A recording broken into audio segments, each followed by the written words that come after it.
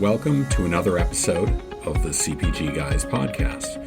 Our co-hosts, Sri Rajagopalan and Peter V.S. Bond, explore how brands and retailers engage with consumers online, in-store, and everywhere in between. And now, here are Sri and Peter.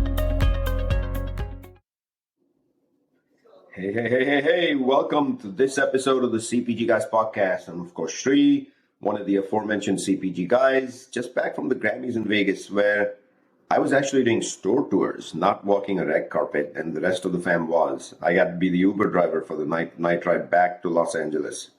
My co-host and friend, of course, is the VP of Partner Strategy and Dev at Fetch Rewards, a mobile loyalty platform, as we together endeavor to explore consumer engagement in a digitally driven world. Welcome the man himself, sometimes known as 007, but better known as Mr. Bond. How are you, sir? Hey, Sri, I'm doing pretty well. Gearing up for baseball season. Here it is upon us. Yanks are 2-0 in first place, undefeated. Yeah, I see you wearing your baseball swag. That's okay. But I'm looking forward to seeing some games with you in short order. I'll tell you, Sri, I'm really excited about today's topic, because I have been consumed over the last couple of years with the power of things like natural language processing and how that feeds into AI. So I am champing at the bit to speak with our guest today, because what this is really game changing in terms of both business intelligence and the ability to activate and identify propensities, triggers, signals, call them what you will, that'll help brands and retailers win. So can't wait to get to our guest today. No doubt, Peter, because AI continues to be one of the hottest words in the CPG industry. I would tell you it's more of a buzzword. So our guest, what we're going to do is decompose it from a buzzword to an everyday word. That's the goal of today's show. But at the time of this recording, you and I are reveling in the fact that we're playing ball. Yanks are 2-0. Dodgers, though, aren't 2-0. And I know we got 160 games left, so it's a little early to reveal. But I'm wearing ALCS 2010 because I can't remember when the Yankees got to the ALCS last. It's been a hot minute, Sri. It's been a hot minute. Yeah, I'm reveling in the past. That's the best I got. And I keep saying 27 championships. That's the best I got. Hopefully it's a better season. But thank you, Peter. Let me remind our audience that all of our content, close to 190 plus episodes, may be found by visiting cpgguys.com on a browser. If you aren't following us on LinkedIn, enter CPG Guys in the search box, and when you get to our page, all you got to do is click the blue plus follow button. The blue plus button, follow. That easy. That way you'll see all of the content we produce, and of course, we don't charge for our content. It's totally free. And did you know we are in partnership with Sarah Alter and Next Up, the network of executive women now rebranded. And in the middle of every Wednesday podcast episode is in an Easter egg with a message from Next Up. Download, tune in, listen. Special thank you to all of you for 11.7K followers and growing. Of course, we've launched a second podcast now called the FMCG Guys, which takes the CPG Guys format of omnichannel digital exploration across the Atlantic to the European market. Our friends Efrain and Daniel are the hosts based in Europe, and we'll be talking with FMCG retail thought leaders about the transformation happening, of course, on the other side of the Atlantic. And now on to today's episode. Today, of course, Peter and I looking forward to a discussion on one of the hottest topics, as I claimed, in the CPG industry and retail, a buzzword to many. But we're going to demystify it as promised right here on the CPG Guys and move it to practical application in our everyday life on our jobs. Therefore, this episode is in partnership with none other than the AI gurus themselves. NWO.ai. Here's the mission statement. Powerful, big. COVID-19 has created a new social, political, and economic world order, one that is increasingly driven by cultural narratives and online discourse. NWO's bleeding-edge technology enables clients to surface the fears, motivations, and demand drivers underlying various signals, providing them with unprecedented access to the why behind a narrative. AKA, any statement you put out, let's get to the bottom of it and decompose the why. Of course, NWO's platform is already in use by several Fortune 500 brands. During the Q&A session of this podcast, we'll get to who, to empower key resource allocation decisions. Bottom line, they identify consumer signals before they become exponential. NWO.ai provides unparalleled AI-enabled consumer intelligence by unraveling the human narrative. Welcome to the episode, President and CEO Miroslav Dimitrov, aka Miro. Miro, how are you? Welcome to the CPG guys. Thank you, Srin Peter. I'm super happy to be here today. And I must say that I'm a huge fan of your podcast. I've been following this almost on a weekly basis, and now I'm also very happy to hear that you guys are expanding also to Europe, where I'm originally from. Welcome. Miro, before we get to the questions, I'd love to know the origin of your company name. How did it become NWO.ai? And would you please tell us where online audience can learn more about NWO.ai, and then what's your role there? Of course. Now, there's a bit of a funny story behind. So NWO stands for New World Oracle. That, of course, it's kind of a game of words of basically what is it that we do, right? So we take, as you mentioned, we take massive amounts of external data, and we basically build predictive signals that our customers use. If you want to learn more about us, absolutely, you can go to our website page. It's NWO.ai. You can also subscribe to our weekly newsletter, The Inflection Point, where we're sharing the hottest trends and signals across various different industries.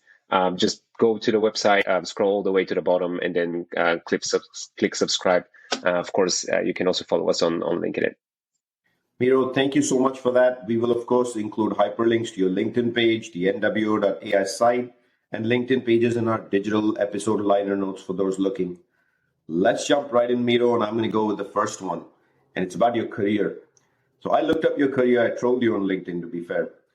And what a career you've had, from early pharma to a pretty solid SAP foundation to now squarely in scaling AI for business. Take us through that journey of how you got to pharma, SAP, expertise, and done now, of course, in AI, and how you got there. And what does being a member of the Forbes Business Council mean to you? That's a great question. So looking backwards, I would say that it was all connected somehow, although of course I didn't knew it at the time. So I'm an economist by education, and so from the very first day of my experience in the pharma industry, I had the chance to basically work on a business transformation project, which was kind of central to the company and to the future. And this really, to a large extent, actually shaped my career forward. So as part of this transformation, we actually had to select the right solution in terms of like software, the right vendors and partners to help us implement basically and realize the company vision. And this is really what led me to later join the software sector. I was initially a business application consultant, so kind of merging the business world and the technology worlds and being really the translator. And I started working in the ecosystem of SAP for some of their partners. And I was really fascinated at that time with really the possibilities and complexities that these projects offer. So you get to know, of course, intimate details about the company's core business processes, but also where they want to go, right? And then you get to play an active part in actually realizing this. And so about a dozen projects and many flight hours later, I received an offer to join SAP directly. And I was really fascinated about that. It's really a fantastic company where I've had pretty much every opportunity I wanted to grow and develop professionally. So in the last few years, I was part of the amazing SAP IO team, which was driving the open innovation activities for SAP. And this is what led me to relocate to Berlin, where I spent about 3 years. And this is also how I finally decided to kind of jump into the entrepreneurial world and then joined NWO later on. So, throughout my career, I would say that I've been really passionate about creating something totally new, right? That hasn't been mass adopted, and it has always been in the intersection of consumer industries, and of course, again, making sense of the available data, but also tapping into new different sources, and again, translating that back into the business. And to the second part of your question. Yes, I got the opportunity to be invited to join the Forbes Business Council. I think it's a really great professional network. It's invite only, but once you're in, you get the opportunity to discuss basically with your peers various different topics, right? So, for example, if you think about topics such as like how to build a high performance sales team, for example, right? You might think that this is, let's say, core or very interesting only, let's say, for the SaaS industry, but in fact, this is across the industries, and you can basically learn from different people, different organizations, different industries, and apply these best practices. So I would highly recommend it if your audience can. I found a lot of value in it. Speaking of Berlin, one of my favorite restaurants in the world is in Berlin, and I wonder if you've been there. It's called 144. In English, that would be 144. Southeast side of Berlin. Have you been? Yeah, of course. It's the only place you can find yellow beetroot. I mean, Berlin really opened my senses to the culinary world, to be honest. There's so many great places there, and I'm looking forward to going there this summer as well. Hey, Miro, welcome to the podcast. So happy to have you. Glad to speak with you again. I haven't been invited to join the Forbes Council yet, but I did get invited to apply for a Visa card yesterday in the mail. It looked very exclusive. I don't know. I don't know if it's Shri. I don't think it's the same kind of level, is it? Probably not. Hey, listen, want to know a little bit more about your role specifically at NWO.ai. I love the title Chief Operating Officer because that's the person that keeps the company going. CEO is working about investment, outward focused.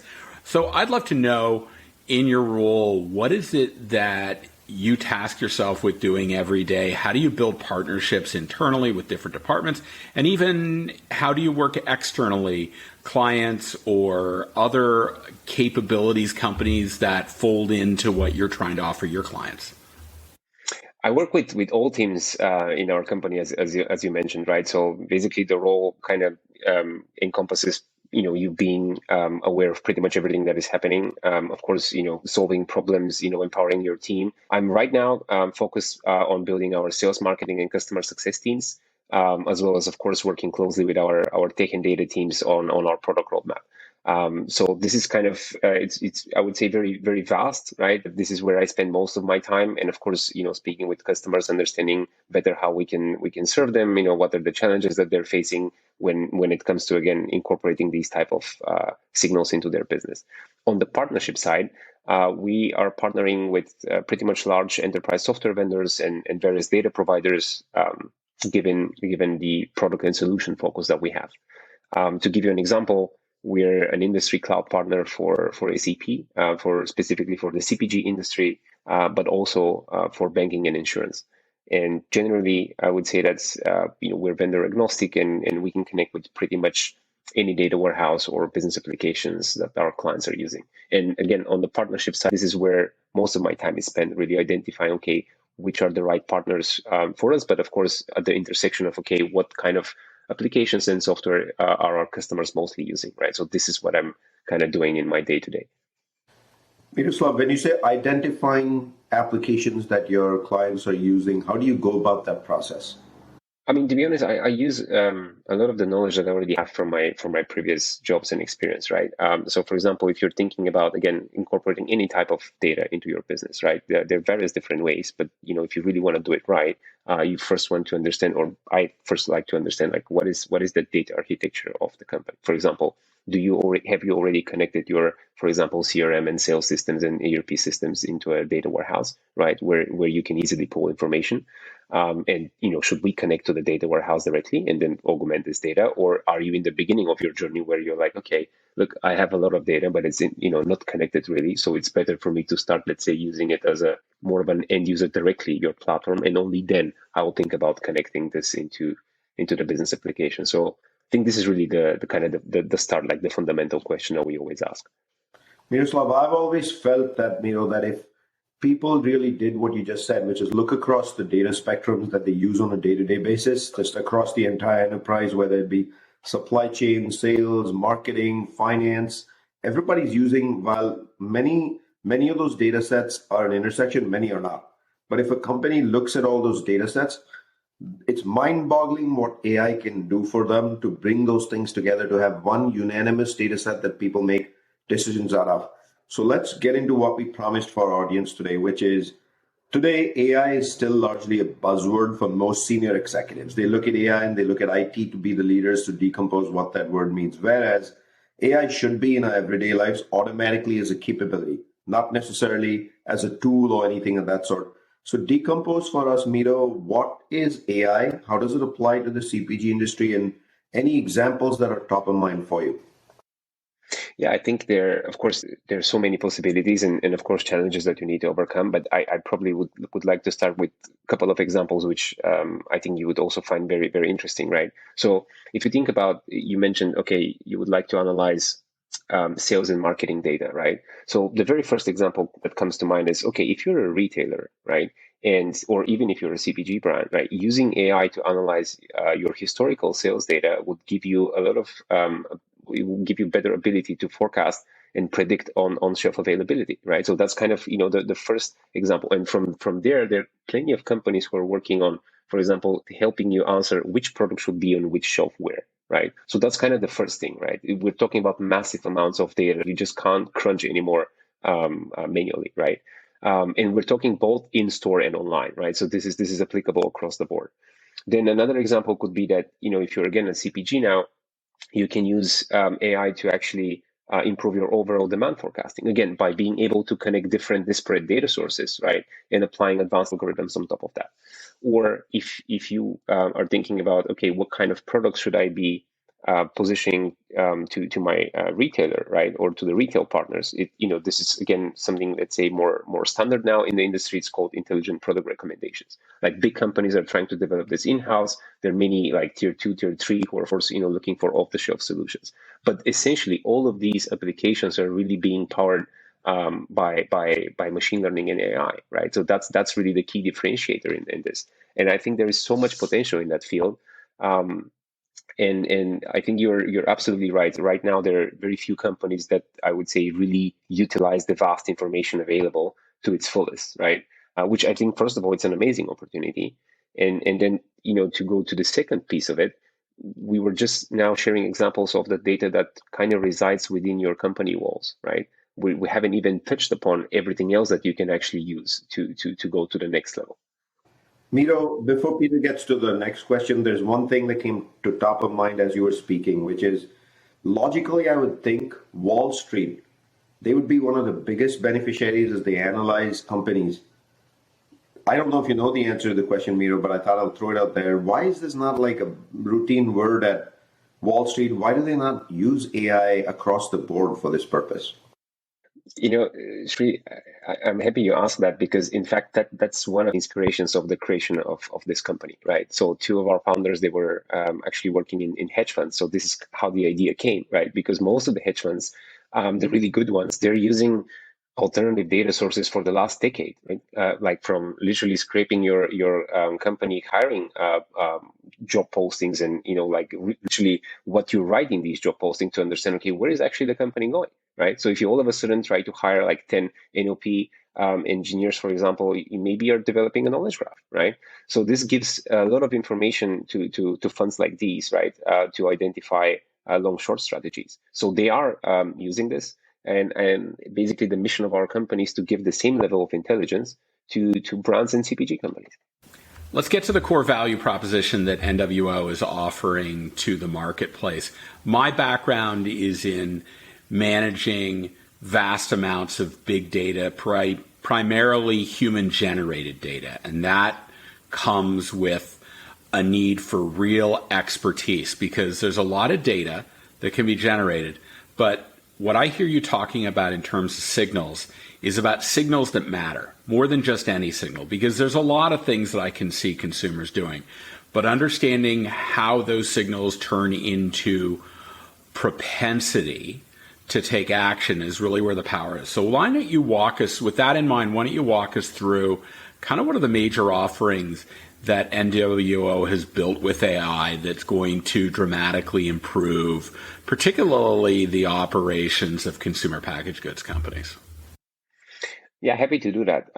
So again, in a nutshell, right, what we do is we help our clients identify consumer signals before they become exponential, right? And I think this is really the important part. And then the slightly longer answer is that we're analyzing billions of data points across the most diverse data sources on the market to really spot and then quantify these signals. Because as you mentioned, Peter, it's one thing to have like just a lot of data, which means of course a lot of noise. It's another thing to have to be able to identify what are the right data sources that would give you, or that could serve as the best leading predictors, for example, for consumer demand, right? And then then basically putting this into context, right? Building these signals that you can actually immediately use in your business. Now, this is really basically our real differentiator in what we're building and what we're doing. Now, some people in the industry would call this strategic foresight, other would call it consumer intelligence. And I would say we're offering a blend between the two, right? Because we're not only taking, for example, data from, let's say, social media, right? We're looking at a vast majority of different data sources. For example, we would look at scientific literature, at various news, blogs, product reviews, various different e-commerce websites. Right, we would look at like super niche things, for example, as movie scripts for particular industries, to really be able to answer questions really in 3 different time horizons. Because as an executive, you always think about, okay, what is happening right now? What is kind of right ahead of me, right? Then what is next, right? Which is basically where most of the company planning spends their most of the people that are doing planning to spend their time on, right? But then if you're, let's say, one level up, you're looking at like 5 years ahead. Like, what is really the next big category? Let's say, if you think about like plant-based, a couple of years ago, it was not such a big word, right? And now it's everywhere, right? Like oat milk is eating the plant-based category, for example, right? So what if you could spot that as it grows, right? And you get, for example, notified that, hey, look, this is actually about to grow exponentially in the next, for example, 12 months. And then you can go further and understand, okay, what are actually the drivers of this, right? So that you can incorporate it into your business planning, and you can look all the different departments at your disposal to actually come up with the right product offering to offer this to your customers. So in a nutshell, the 3, I would say, departments, if you wish, or processes that we really support today are, new product development, consumer intelligence, and demand planning. They find it the most useful, again, across the kind of product life cycle, if you wish, or like, the sales process. And this is, in fact, applicable across the board. So from CPG to consumer health to e-commerce businesses to financial services, they're all using these type of signals.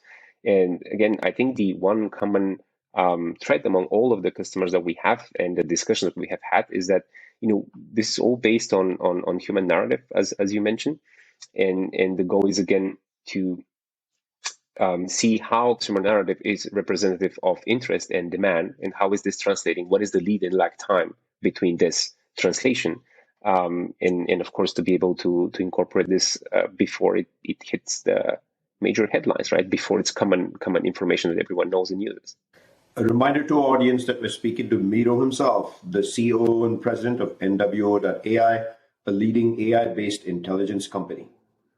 Miro, in today's world of brands and retails environments, they're dealing with an unprecedented level of data, which we've already declared, right? So we'd love to know how this comes together in partnership with you, which is what role can NWO.ai play in harnessing all this data for meaningful signals and demand generation for a brand? And can you also talk to this new world of 1P data that brands are now chasing for precision marketing, and what role AI can play in it? AK, I'm trying to understand, what does a partnership with NW.ai look like? Yeah, I think we need to differentiate between the purposes and kind of the business questions that you need to be answered, right? So essentially, the purpose of any data at all, right, regardless if it's a product, if it's a solution, or you're just analyzing, is really to prove or disprove a hypothesis, right? And if you want to be successful, you need to do it fast, right? You want to be one of the first. So I think when you mention like first party data, of course it's been driven by security measures, which I as a consumer find appealing. I mean, I like to be a little bit more anonymous and unpredictable. I like to think I'm unpredictable, although given the business that I'm in, we can kind of dispute that. But of course, first party data is giving a lot of insight about how your customers interact with you, right? And you can learn from these interactions, and you can use that information to create more meaningful campaigns, for example, right? Or simply to improve your processes. And I think if you think about most of I would say the brands today, right? And this is what we always see, is that they're using predominantly backwards looking data and transactional data, right? That is generated through their own channels. And don't get me wrong, I really like first party data, but again, you're kind of going into the into the bias of what you see is all there is, right? This it creates like this big echo chamber, because these are already your customers. They're already on your website. They're interacting with you. They're in the store, right? So they somehow manage the way to find you, right? But what about on the other hand, like if you think about the massive amount of data that is being generated, not only from your customers, right, but from pretty much everyone else, right, on the internet right now, and also offline. It's just impossible to stay on top of it, right? And you mostly you're kind of blind to it all, right? So you don't have the time, you don't have the capability. So this basically hasn't happened in your world, right? You don't want to think about it. Yeah, I think this is a massive repository, right, that you can use to actually guide your business decisions. And I think it's largely untapped as a source today, right? And, there are many reasons why, and, we can go into details. Of course, one is like, okay, everyone operates with limited resources or time, right? And capability. So you need to prioritize, obviously. And because business has been running successfully so far, you're like, well, I haven't used that so far. And look at me, I'm like, 25 billion company. So maybe I can postpone this with 5 years too, right? But I think, we're now, thanks to COVID in a way, right? Everything is accelerated, right? So there are a lot of challenging brands, micro brands that are eating your own performance and that are connecting just better with your consumer, right? And which is natural. They're serving very specific niche. They understand the needs and the motivations of this niche, and they're just, faster than you. So let me give you an example.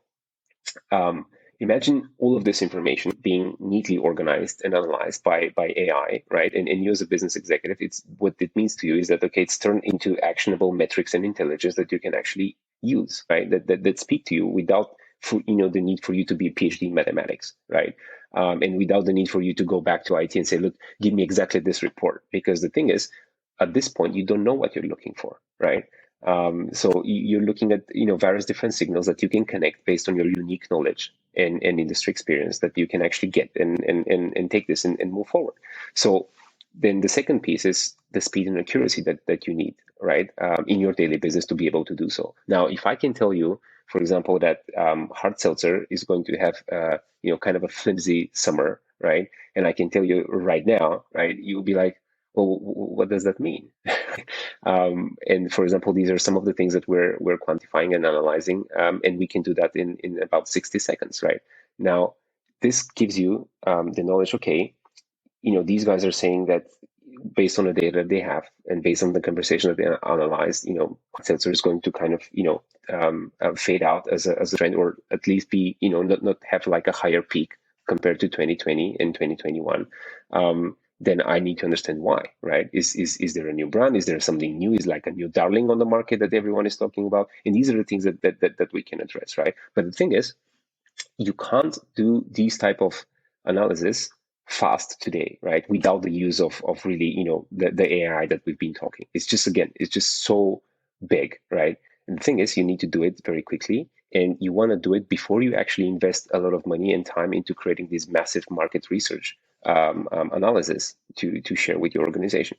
And I can give you one last example. Say that you want to push as a company, let's say, plant-based alternatives, right, to dairy milk now. I mean, okay, let's say you want to push oat milk, for example.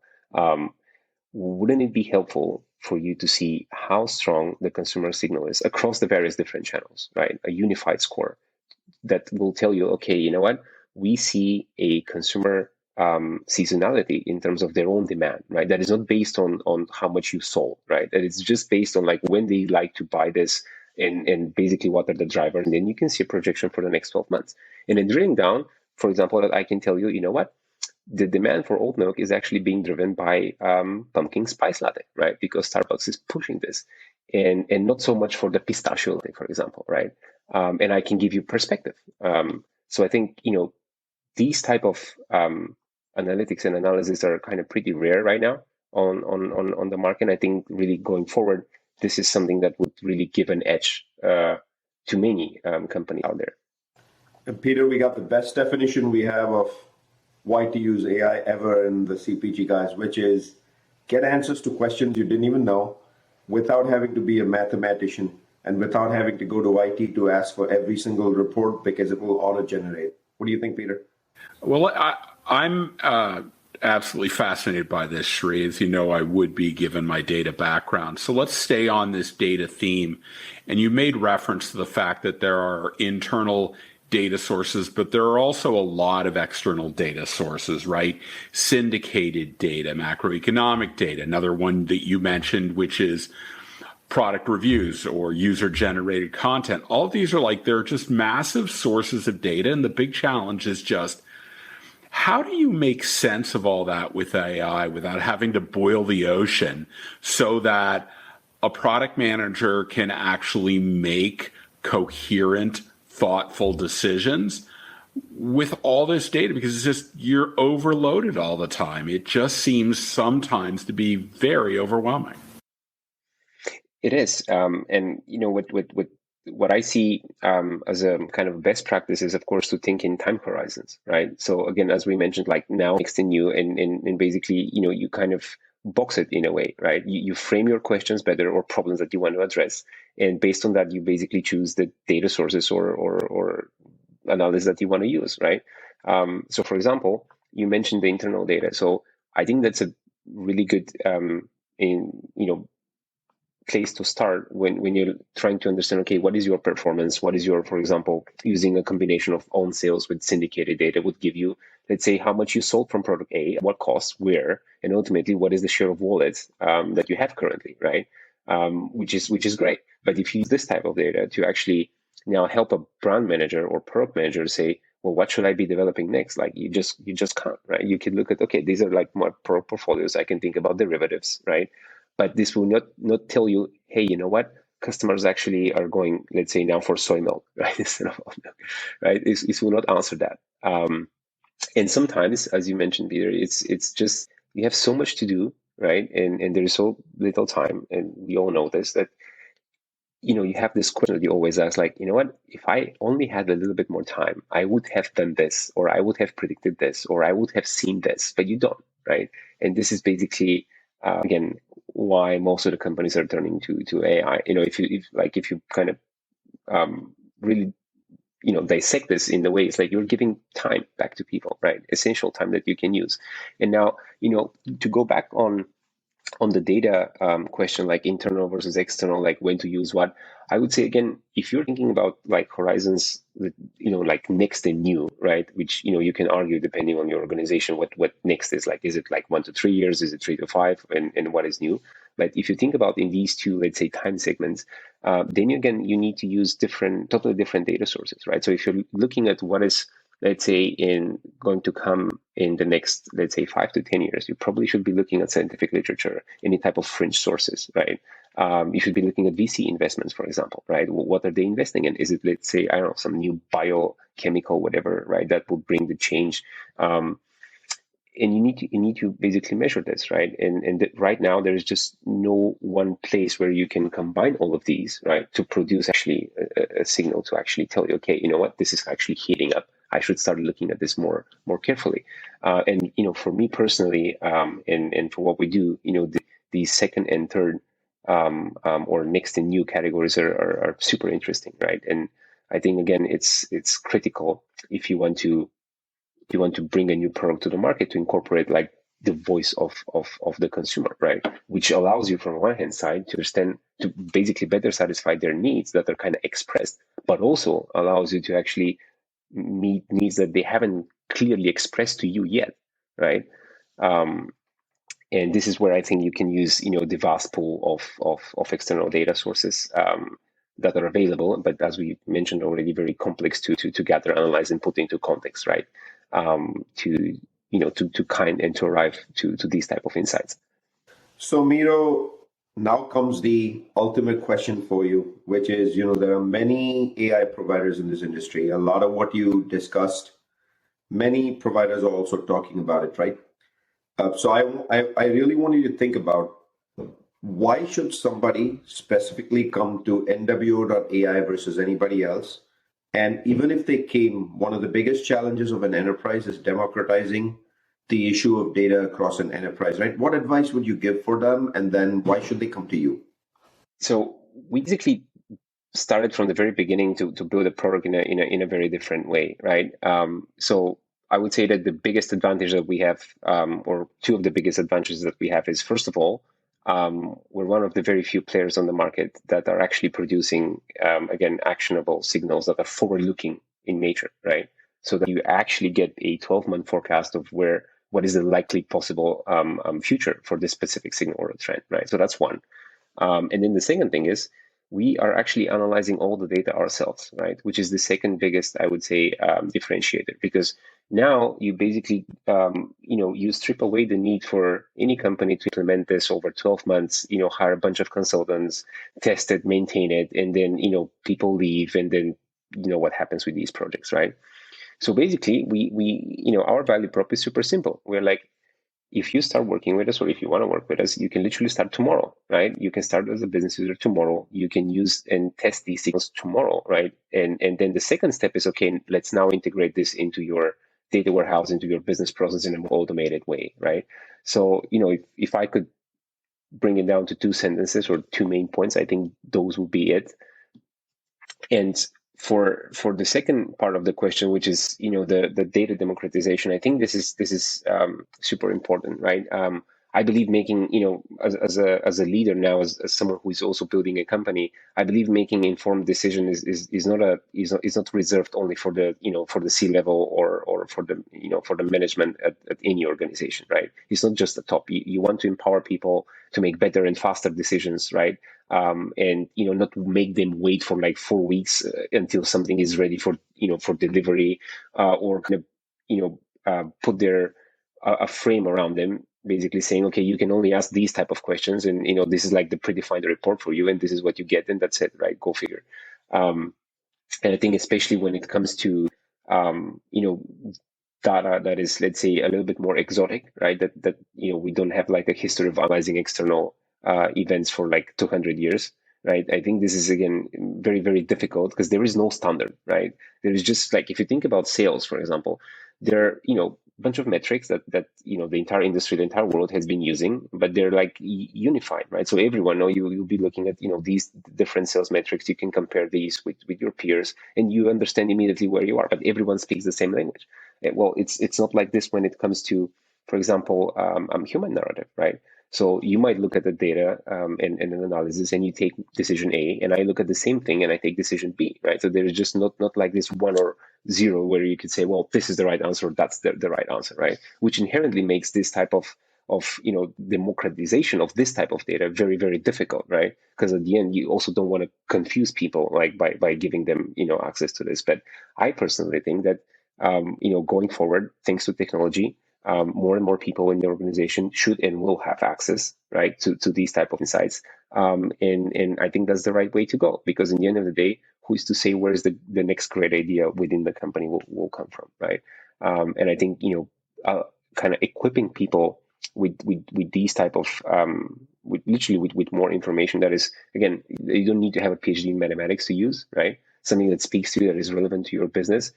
And then, allowing them to make educated guesses and experiments. I think this is where, the growth for most of the companies will come going forward.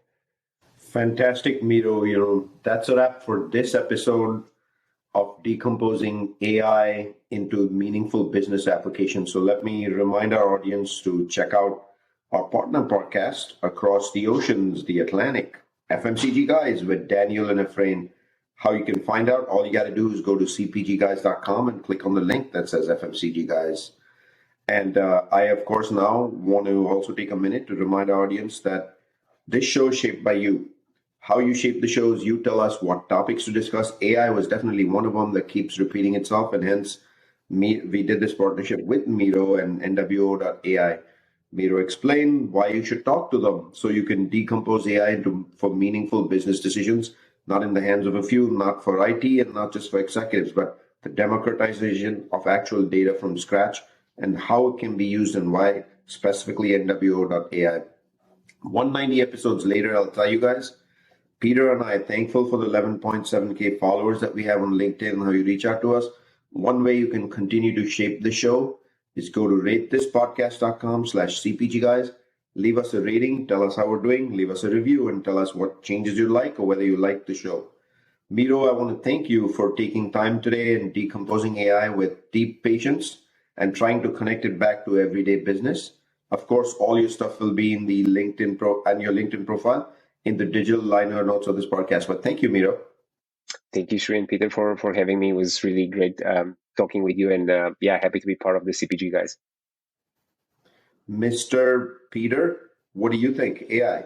Did we hit the hot topics today?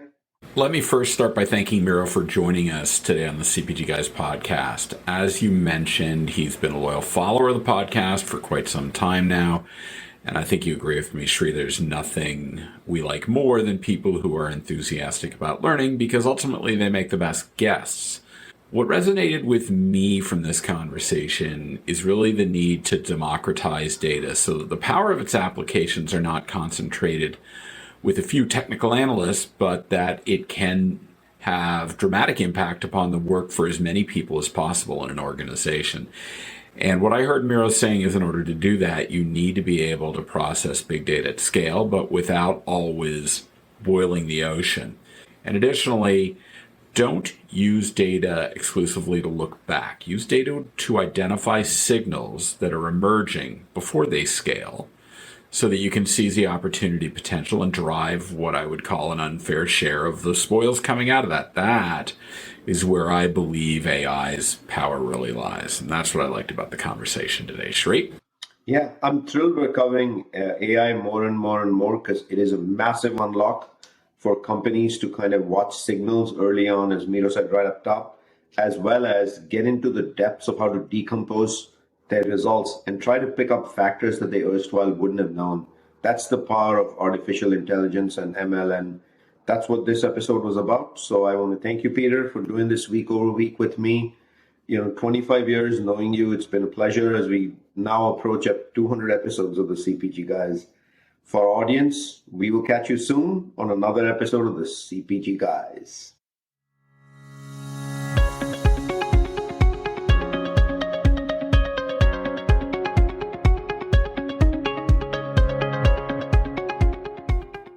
The content in this podcast episode is provided for general informational purposes only.